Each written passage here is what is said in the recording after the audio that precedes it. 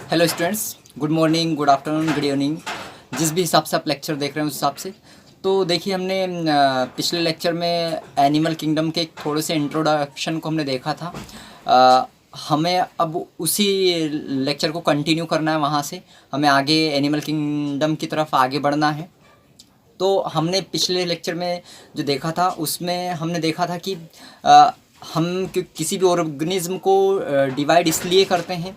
Classification किन किन भी ऑर्गेनिज्म का क्लासिफिकेशन इसलिए किया जाता है ताकि जो क्लासिफिकेशन है वो उसको आसान बनाया जाए। तो हमने देखा था कि हमने 10 से 11 बेसिस लिए थे एनिमल किंगडम के क्लासिफिकेशन के। आधार लिए थे, किन किन आधार पर, किन किन फीचर्स, किन किन विशेषताओं के आधार पर हमने एनिमल किंगडम को डिवाइड किया था, क्लासिफाई किया था। तो उनमें एक जो चार्ट दिख रहा है आपको, इसमें है पहला लेवल ऑफ ऑर्गेनाइजेशन है, संगठन के स्तर। दूसरा था सर्कुलेटरी सिस्टम, जो परिसंचरण तंत्र। तीसरा था जर्म परत। चौथा था सिमेट्री, सम्मिति। पांचवा था सिलोम, जिसे प्रगुहा कहते हैं। और छठा था सेगमेंटेशन, खंडी भवन। सातवां था नोटोकोड, प्रसरज्जु। आठवां था हैबिटेट, आवास के बेसिस पर। नौवां था बॉडी टेम्परेचर, शरीर के तापमान के आधार पर। और 10वां था आपका न्यूट्रिशन, पोषण के आधार पर। 11वां था आपका सिफिलाइजेशन। तो हमने मेन कंसिडर किए थे 11 फीचर्स के, इनके बेसिस पर हमने एनिमल किंगडम को क्लासीफाई किया है। ठीक। तो हम इस लेक्चर में साथ में क्वेश्चंस भी, कुछ इंपॉर्टेंट क्वेश्चंस लगाते जाएंगे, जिससे कि आपको आइडिया होता जाएगा कि किस तरह के क्वेश्चंस इसमें पूछ सकते हैं।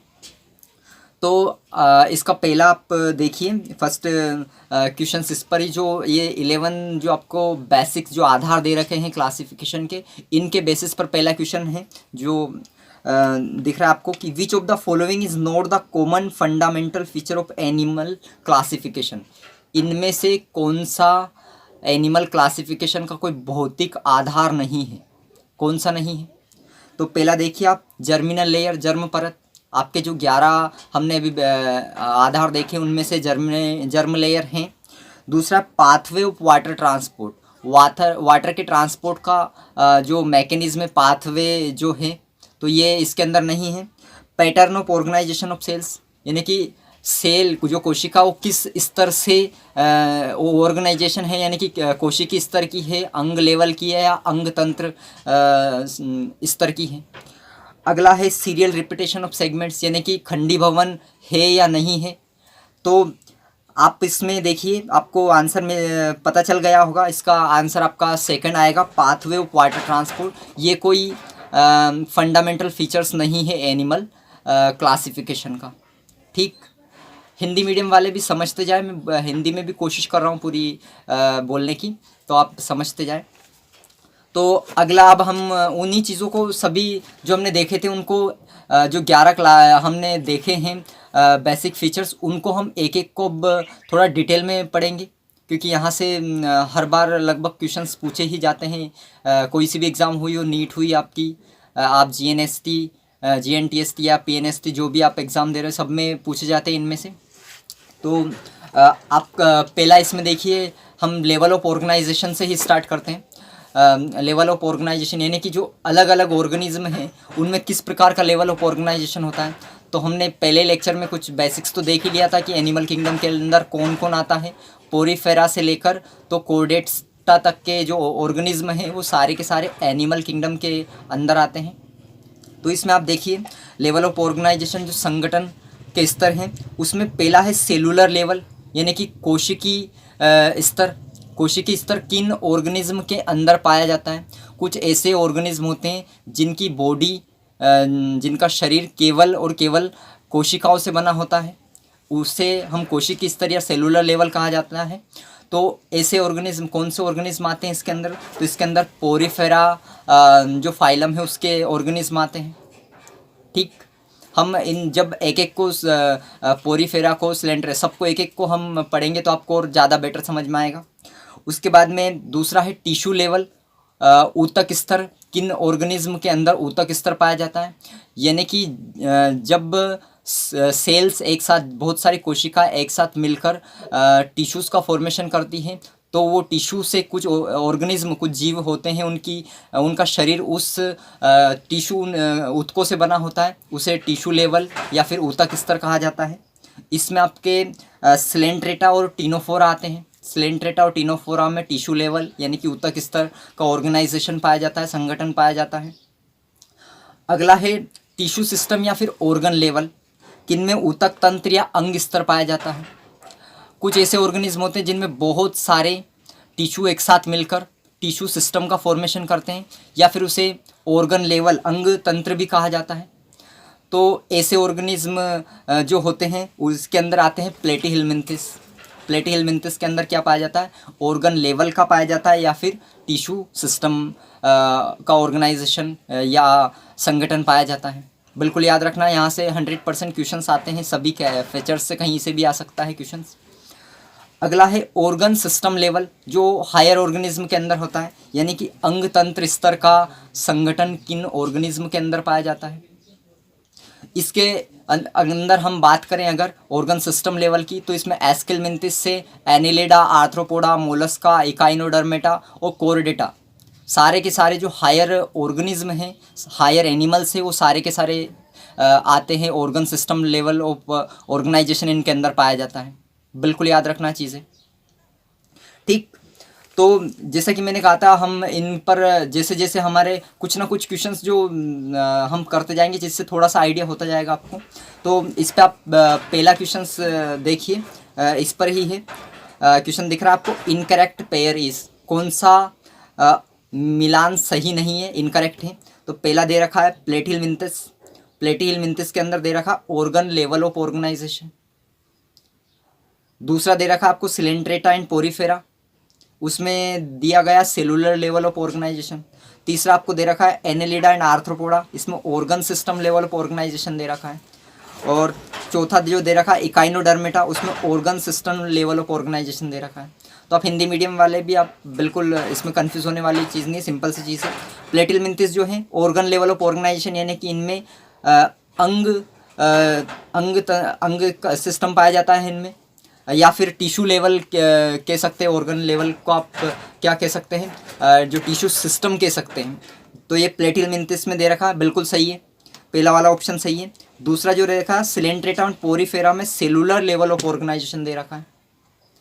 तो अभी हमने जाना था ये जो पेयर है ये गलत है, इसलिए क्योंकि जो पोरीफेरा है उसके अंदर तो कोशिकीय स्तर सेलुलर लेवल का ही पाया जाता है, परंतु जो सिलेंट्रेटा है उसके अंदर टिश्यू लेवल का पाया जाता है, देखा था अभी। तो सिलेंट्रेटा के अंदर ऊतक स्तर पाया जाता है, इसलिए ये वाला आपका इनकरेक्ट पेयर है। तो आपका आंसर सही कौन सा होगा, बी वाला जो करेक्ट आपको लगाना है, ठीक। अब हम और आगे इसमें बढ़ते हैं। हमने पहला देखा, हमने लेवल ऑफ ऑर्गेनाइजेशन, संगठन का स्तर देखा। अब अगले कैरेक्टरिस्टिक्स पे आप आएँ तो इसमें कुछ हम एक्स्ट्रा चीज़ें भी करते जाएंगे साथ में, जहाँ से जो एग्ज़ाम में पूछा जा रहा है कंटिन्यू, क्योंकि हमारा मेन टारगेट क्या है कि हमारा क्वेश्चंस कहीं से गलत ना हो, कैसा पेपर आए कोई फ़र्क नहीं पड़ता।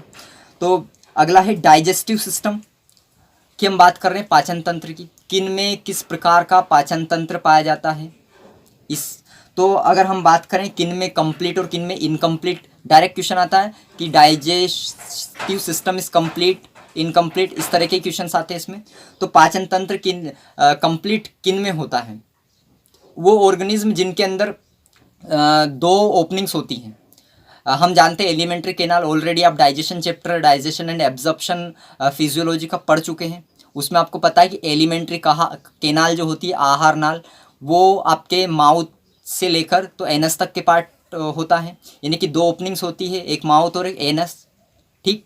जिनमें ये दोनों ओपनिंग्स पाई जाती है उन्हें क्या माना जाता है, उस डाइजेस्टिव सिस्टम को कंप्लीट माना जाता है, और जिनमें नहीं पाया जाता है दोनों ओपनिंग्स उसे इनकम्प्लीट माना जाता है, पूर्ण और अपूर्ण, याद रखना है।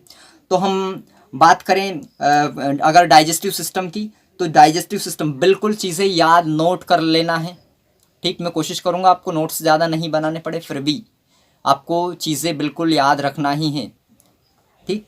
तो कंप्लीट डाइजेस्टिव सिस्टम की हम बात करें तो एस्केलमिंथिस से लेकर तो कोर्डेटा तक जितने भी जंतु, जितने भी एनिमल्स आते हैं, सबका डाइजेस्टिव सिस्टम कंप्लीट होता है, बिल्कुल याद रखें, कहाँ से, एस्किलमेंथिस से कोर्डेटा तक, और इससे पहले वाले ऑर्गेनिज्म जो आते हैं उनमें इनकम्प्लीट डाइजेस्टिव सिस्टम पाया जाता है। ठीक, हम इससे ही रिलेटेड दो टर्म हैं जो आपको एग्जाम में बहुत ज़्यादा परेशान करते हैं, जो एनसीईआरटी के अंदर मेंशन नहीं किए गए हैं, याद रखना है आपको। दे रखा है, एक तो प्रोटोस्टोमिया वर्ड है, पहला वर्ड है प्रोटोस्टोमिया, और दूसरा वर्ड आपको एक है ड्यूट्रोस्टोमिया। इन दो वर्ड का आपको मतलब बिल्कुल समझना है। प्रोटोस्टोमिया का मतलब होता है वो ऑर्गेनिज्म जिनके अंदर माउथ का डेवलपमेंट पहले होता है और एनस का डेवलपमेंट बाद में होता है, उन ऑर्गेनिज्म को कहा जाता है प्रोटोस्टोमिया। ठीक, और जो माउथ का डेवलपमेंट वो ब्लास्टोपोर से होता है। हम जानते हैं ब्लास्टो, हम ऑलरेडी पूरे रिप्रोडक्शन चैप्टर को हम पढ़ चुके हैं, रिप्रोडक्शन इन ह्यूमन को हम पढ़ चुके हैं, तो उसमें हमने ऑलरेडी देख लिया है क्या होती है लेयर्स। तो फर्स्ट डेवलपमेंट माउथ का होता है प्रोटोस्टोमिया ऑर्गेनिज्म के अंदर, और एनस का डेवलपमेंट बाद में होता है। इनके अंदर कौन कौन से ऑर्गेनिज्म आते हैं प्रोटोस्टोमिया के अंदर, तो ये याद रखना है। इसके अंदर एस्किलमेंथिस आते हैं, एनेलिडा आते हैं, आर्थ्रोपोडा आते हैं और मोलस्का आते हैं, ये याद रखना है। कौन कौन आते हैं, एस्किलमेंथिस, एनेलिडा, आर्थ्रोपोडा और मोलस्का, बिल्कुल याद रखना है। अगला है ड्यूट्रोस्टोमिया वर्ड, कंफ्यूज बिल्कुल नहीं होना है, ये भी बहुत इंपॉर्टेंट है। ड्यूट्रोस्टोमिया की अगर हम बात करें तो इसमें पहली जो ओपनिंग होती है वो एनस होता है, और सेकेंड ओपनिंग जो होती है वो माउथ होता है। और इनके अंदर ऑर्गेनिज्म कौन से आते हैं, इकाइनोडर्मेटा एंड कोर्डेटा, ये दो फाइलम इसके अंदर आते हैं, बिल्कुल याद रखना है, कंफ्यूज नहीं होना है, बहुत इंपॉर्टेंट, नीट के अंदर बहुत बार पूछे जा चुके हैं दोनों वर्ड को। अगला है सर्कुलेटरी सिस्टम, परिसंचरण तंत्र किस प्रकार के किस में पाया जाता है, ऑलरेडी एक बार हम देख चुके हैं। सर्कुलेशन याद होगा, सर्कुलेशन बॉडी फ्लूइड्स हमने चैप्टर पढ़ा था ह्यूमन फिजियोलॉजी का, उसके अंदर हमने देखा था सारा का सारा किन में ओपन सर्कुलेटरी सिस्टम, खुला परिसंचरण तंत्र किन के अंदर पाया जाता है और किन में बंद परिसंचरण तंत्र पाया जाता है, क्लोज सर्कुलेटरी सिस्टम पाया जाता है। ओपन सर्कुलेटरी सिस्टम का मतलब भी हमने जाना था क्या होता है, वो सिस्टम जहाँ पर क्या होता है, डायरेक्ट जो ब्लड होता है वो टिश्यू के कॉन्टैक्ट में होता है, डायरेक्ट ब्लड टिश्यू के कॉन्टेक्ट्स में होता है। हमने देखा था एक बड़ी बड़ी केनाल्स के अंदर डायरेक्टली ब्लड डायरेक्ट बात करते हैं ऑर्गेनिज्म, हमने देखा था सारे का सारे सिस्टम। और किन किन के अंदर पाया जाता है ओपन, तो आर्थ्रोपोडा, मोलस्का और हेमिकोर्डेटा के अंदर, आर्थ्रोपोडा है, मोलस्का और हेमी, इसके अंदर कुछ है एक दो एक्सेप्शंस भी है जो हम ऑलरेडी पहले भी देख चुके थे, और हम बाद में भी जब एक एक को पढ़ेंगे फाइलम को तो उसमें देख लेंगे। ठीक, अगला क्लोज सर्कुलेटरी सिस्टम, बंद परिसंचरण तंत्र किन में पाया जाता है, वो ऑर्गेनिज्म जिनके अंदर क्लोज्ड वेसल्स होती हैं नलिया के रूप में, हमने देखा था जैसे शिराएँ होती है, हमने देखा था आर्टरीज वीन्स होती है, धमनी शिराएँ, इनके अंदर ब्लड फ्लो होता है, क्लोज्ड जो वेसल्स होती हैं उनके अंदर ब्लड फ्लो होता है। इनमें ब्लड जो होता है डायरेक्टली टिश्यूज़ के कांटेक्ट में नहीं होता है, डायरेक्टली टिश्यूज़ के कांटेक्ट में नहीं होता है। ऐसे ऑर्गेनिज्म में क्लोज सर्कुलेटरी सिस्टम पाया जाता है। इनके अंदर कौन कौन आते हैं, तो इनके अंदर एनेलिडा आते हैं और कोर्डेटा आते हैं, बिल्कुल याद रखना है, सारे क्वेश्चन से एक भी गलत नहीं होना चाहिए। ठीक, हम देखते हैं अगले इस पर, तो इसमें हम देखते हैं कि इस पे क्वेश्चंस भी बहुत सारे हम कर सकते हैं, पर मैंने यहाँ पर ज़्यादा क्वेश्चंस जानबूझकर नहीं लिए, क्योंकि आप क्वेश्चंस खुद लगाना तो आपको ज़्यादा बेटर रहेगा, पर मैंने कुछ क्वेश्चंस लिए जहाँ जहाँ पर कुछ ज़रूरत है वहाँ पर। ठीक, तो हमें अगला देखना है जर्म लेयर, हम देखते हैं जर्म लेयर, जर्म परत का जो हमने एक लिया था फीचर्स, जर्म परत को हमने इंक्लूड किया था। तो जर्म लेयर के बेसिस पर अगर हम ऑर्गेनिज्म एनिमल्स को डिवाइड करते हैं तो ये दो पार्ट्स में, यानी कि दो बड़े बड़े मेजर ग्रुप्स में डिवाइड होते हैं। पहला है डिप्लोब्लास्टिक ऑर्गेनिज्म, और तीसरा है, पहला है डिप्लोब्लास्टिक और दूसरा है ट्रिप्लोब्लास्टिक ऑर्गेनिज्म।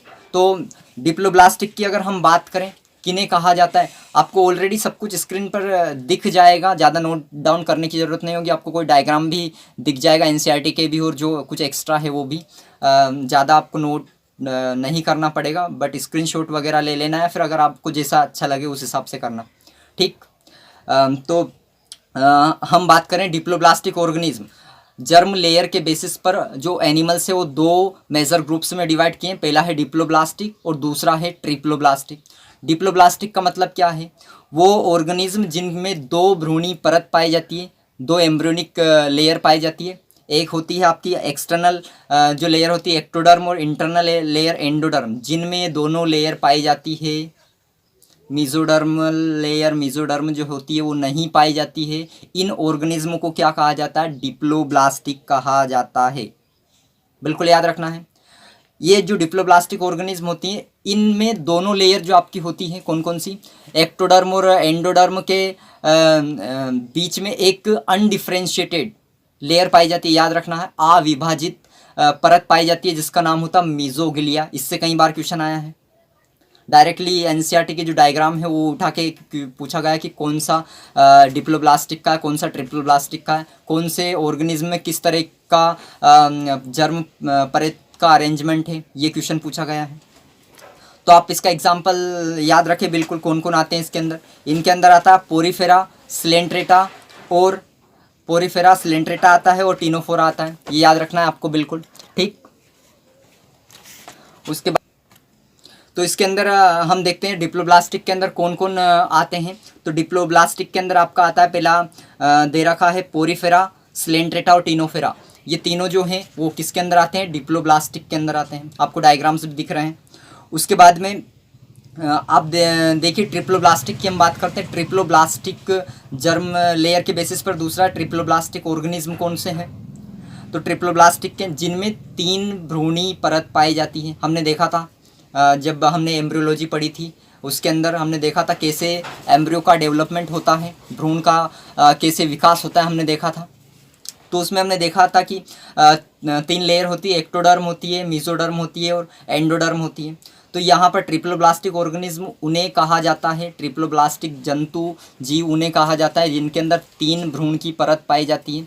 एक्टोडर्म भी पाई जाती है, एंडोडर्म भी पाई जाती है, और उन दोनों के बीच में मीजोडर्म भी पाई जाती है। उन ऑर्गेनिज्मों को क्या कहा जाता है? उनको ट्रिप्लोब्लास्टिक कहा जाता है। और इनके अंदर कौन कौन आते हैं ये भी याद रखना है। तो इनके अंदर आता है प्लेटिहेल्मिन्थिस से लेकर तो कोर्डेटा तक के सारे organism, Platyhelminthes, Aschelminthes, Annelida, Arthropoda, Mollusca, Echinodermata और कोर्डेटा, सारे के सारे किसके अंदर आते हैं? ट्रिप्लोब्लास्टिक के अंदर आते हैं। बिल्कुल याद रखना है।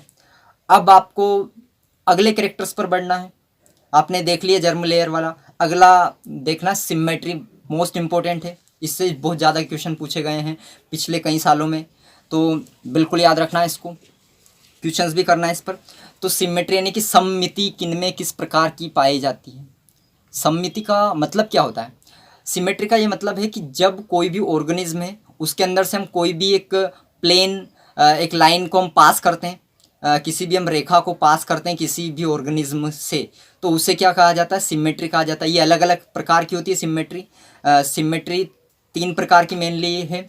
एसिमेट्रिकल होते हैं ऑर्गेनिज्म यानी कि असममिति, दूसरा है आपका रेडियल अरिसम्मिति जिसे कहा जाता है, और तीसरा होता है आपका बायलेटरल द्विपार्श्व सम्मिति जिसे कहा जाता है। तो पहले हम बात करते हैं एसिमेट्रिकल का मतलब क्या है। एसिमेट्रिकल का सम्मिति या एसिमेट्रिकल सिमेट्री का सीधा सा मतलब ये है कि वह कोई सा भी ऐसा ऑर्गेनिज्म जिनमें हम एक किसी भी एंगल से, किसी भी तरफ से अगर हम किसी भी रेखा को, किसी भी लाइन को अगर हम पास करते हैं, किसी भी प्लेन से हम अगर लाइन को गुजरने देते हैं, तो ऑर्गेनिज्म किसी भी तरफ से 2 इक्वल पार्ट्स में डिवाइड नहीं होता है, 2 इक्वल हाफ में डिवाइड नहीं होता है, विभाजित नहीं होता है। ऐसे ऑर्गेनिज्म को एसिमेट्रिकल ऑर्गेनिज्म कहा जाता है। क्लियर? असम्मिति कहा जाता है इस तरह की सम्मिति को। और इसके अंदर कौन आता है? एसिमेट्रिकल ऑर्गेनिज्म के अंदर आता है आपका पोरीफेरा फाइलम, याद रखना है। अगला है आपका रेडियल सिमेट्री, अरिसम्मिति का किसे कहा जाता है? आपको ऑलरेडी सब कुछ दिख रहा है डायग्राम्स वगैरह, तो आप याद रखें इसमें। अरिसम्मिति यानी कि रेडियल सिमेट्री कैसे कहा जाता है? ये वो ऑर्गेनिज्म है जब हम किसी भी ऑर्गेनिज्म में किसी भी प्लेन से हम लाइन को पास करते हैं, किसी भी प्लेन से हम लाइन को पास किया, और अगर ऑर्गेनिज्म सभी प्लेन में बराबर बराबर भागों में डिवाइड हो जाता है, इक्वल हाफ्स में डिवाइड हो जाता है सभी प्लेन से, तो इस तरह की सिमेट्री को क्या कहा जाता है? रेडियल सिमेट्री कहा जाता है, याद रखना है। और रेडियल या फिर अरिसमिति हिंदी में कहते हैं। अरिसमिति इनके अंदर आता कौन कौन है, याद रखना है। स्लेंट्रेटा इसके अंदर आते हैं, टीनोफोरा इसके अंदर आते हैं, स्लेंट्रेटा भी आते हैं, टीनोफोरा भी आते हैं, और इकाइनोडर्मेटा मोस्ट इंपॉर्टेंट याद रखना है। इकाइनोडर्मेटा के केवल एडल्ट आते हैं, लार्वा स्टेज इसके अंदर नहीं आती है। इकाइनोडर्मेटा जो फाइलम है उसके एडल्ट्स जो हैं वो रेडियल सिमेट्री यानी कि अरिसमिति के अंदर आते हैं, बिल्कुल याद रखना है। अगला आपको देखना है बायलेटरल सिमेट्री। बायलेटरल सिमेट्री की अगर हम बात करें तो बायलेटरल सिमेट्री में कौन आता है, कौन शो करता है बायलेटरल सिमेट्री? बायलेटरल सिमेट्री होती क्या है? बायलेटरल का मतलब है कि जब किसी ऑर्गेनिज्म में केवल कोई भी ऑर्गेनिज्म केवल अगर एक ही प्लेन से दो भागों में डिवाइड हो सकता है, हर किसी प्लेन से नहीं हो सकता, केवल एक प्लेन से वो दो भागों में डिवाइड हो सकता है तो इस तरह की सिमेट्री को क्या कहा जाता है? बायलेटरल सिमेट्री कहा जाता है या द्विपार्श्व सम्मति कहा जाता है। कौन आता है इसमें? इसके अंदर आपके प्लेटिलमिन्थिस से लेके तो कोर्डेटा तक के सारे ऑर्गेनिज्म आते हैं, याद रखना है। और इकाइनोडर्मेटा की केवल लार्वा स्टेज आती है, ये भी याद रखना है। सिमेट्री पे क्वेश्चंस भी आप देखें, क्वेश्चंस जो इससे ही आप मान सकते हैं एनसीईआरटी से एक्सट्रैक्ट कि क्वेश्चन है when any plane passing through central axis of body divide into two identical half. जब कोई भी प्लेन को हम पास करते हैं सेंट्रल एक्सिस से, उसके केंद्रीय अक्ष से हम डिवाइड करते हैं और वो ऑर्गेनिज्म को दो भागों में डिवाइड कर देता। किसी भी एनी प्लेन हम कहीं से भी डिवाइड कर रहे हैं तो हमने देखा था कहीं से भी अगर हम डिवाइड करता है तो इस तरह की सिमेट्री को क्या कहा जाता है? रेडियल सिमेट्री कहा जाता है केवल। तो इसमें ऑप्शन आपको दे रखा, पहला रेडियल जिसे आरी कहते हैं, दूसरा बायलेटरल दे रखा जिसे द्विपार्श्वर कहते हैं, तीसरा एसिमेट्रिकल असमित दे रखा, और चौथा आपको ऑप्शन दे रखा मेटामेरिकल सेगमेंटेड। तो ये तो इसका कोई लेना देना ही नहीं। तो पहला आपका ऑप्शन क्या हो जाएगा? रेडियल यानी कि अरिसमिति, ठीक है।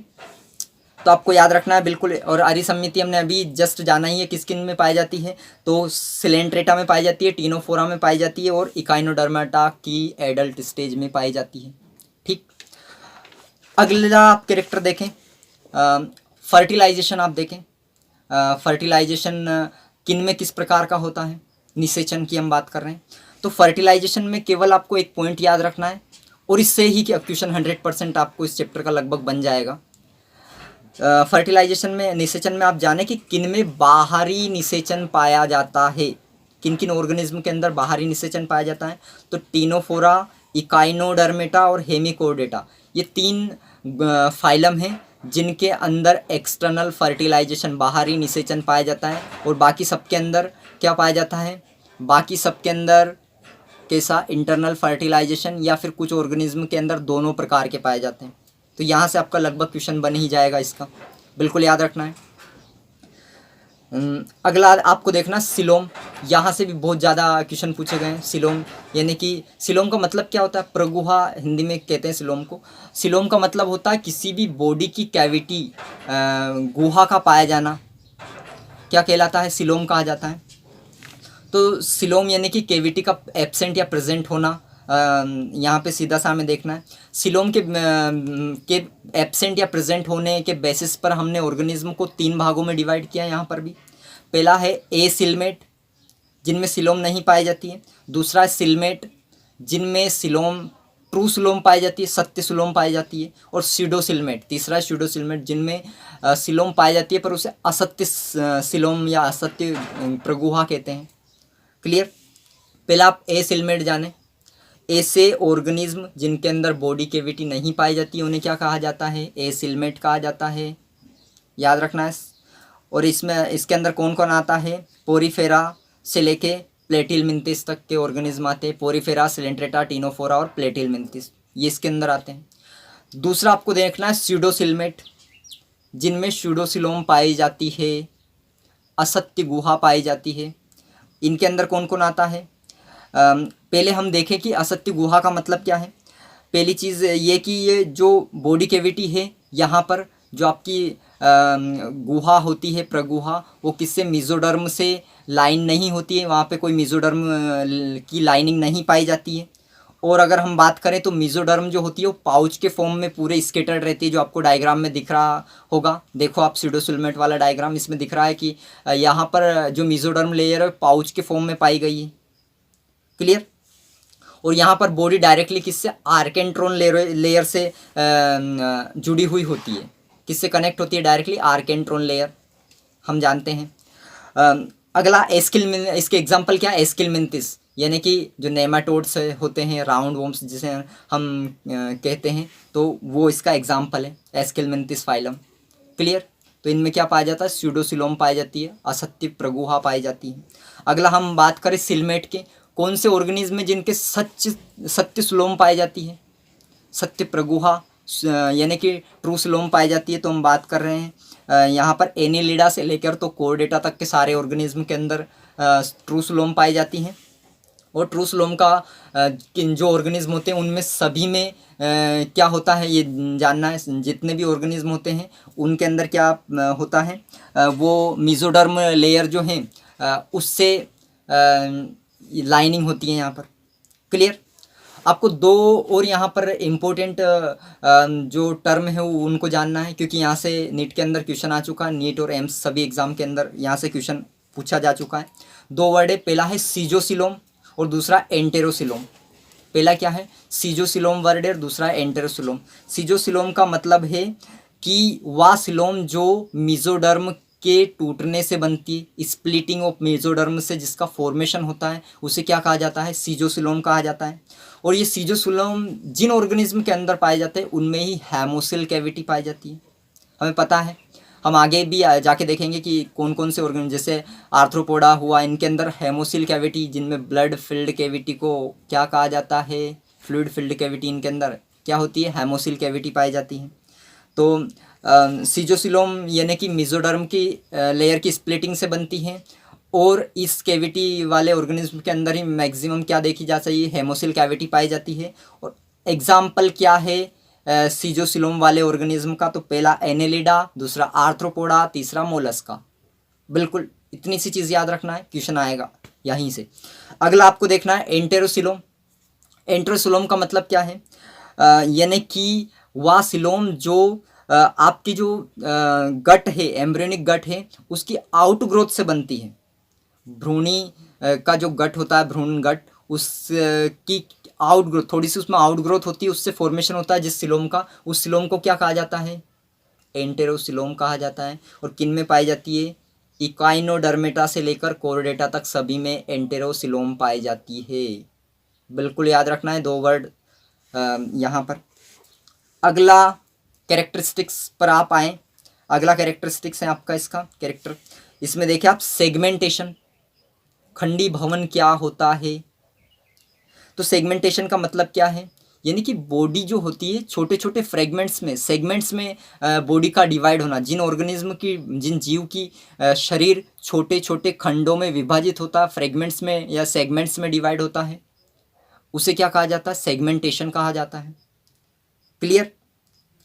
अब आप में यहाँ पर सेगमेंटेशन की अगर हम बात करें तो छोटी सी चीज़ है सेगमेंटेशन। सेगमेंटेशन में आपको केवल एक सबसे इम्पोर्टेंट चीज़ है वो याद रखनी है कि केवल 3 ही ऐसे फाइलम हैं एनिमल किंगडम के अंदर जिनके अंदर खंडी भवन सेगमेंटेशन पाया जाता है, और किसी के भी अंदर नहीं पाया जाता है। बिल्कुल याद रखना है। पहला किसके अंदर, एनेलिडा के अंदर पाया जाता है, आर्थ्रोपोडा के अंदर पाया जाता है, और कोर्डेटा के। एनेलिडा, आर्थ्रोपोडा और कोर्डेटा, और किसी भी जंतु के अंदर सेगमेंटेशन यानी कि खंडी भवन नहीं पाया जाता है। और खंडी भवन से रिलेटेड एक मोस्ट इम्पोर्टेंट टर्म है जिसमें लोग कंफ्यूज होते हैं, उसका नाम है मेटामेरिज्म। क्या होता है मेटामेरिज्म, बिल्कुल याद रखना है। मेटामेरिज्म होता क्या है, मेटामेरिज्म का यह मतलब है कि अगर जो खंड है अलग अलग यानी कि सेगमेंट्स हैं, वो अगर एक रिपीटेशन बार बार रिपीट हो रहे हैं एक सेम इंटरवल पर, यानी कि बार बार आगे जाकर रिपीट हो रहे हैं, तो उसे क्या कहा जाता है? मेटामेरिज्म कहा जाता है। यानी कि सीरियल रिपीटिशन अगर होता है किसी भी खंडी भवन का, किसी भी सेगमेंटेशन का, उसे मेटामेरिज्म कहा जाता है। दो वर्ड होते हैं एनिमल किंगडम के अंदर, एक जैसे मेटाजेनेसिस और मेटामेरिज्म, तो इन दोनों को दोनों में कंफ्यूज नहीं होना है आपको। मेटामेरिज्म आपने जान लिया क्या होता है, सेगमेंटेशन से रिलेटेड है, और मेटाजेनेसिस हम देखेंगे अभी जब हम आगे अल्टरनेशन ऑफ जनरेशन को हम देखेंगे, तो उसमें आपको मेटाजेनेसिस भी समझ में आ जाएगा। हमें एक चीज़ और आपको याद रखना है इससे रिलेटेड वर्ड सेगमेंटेशन।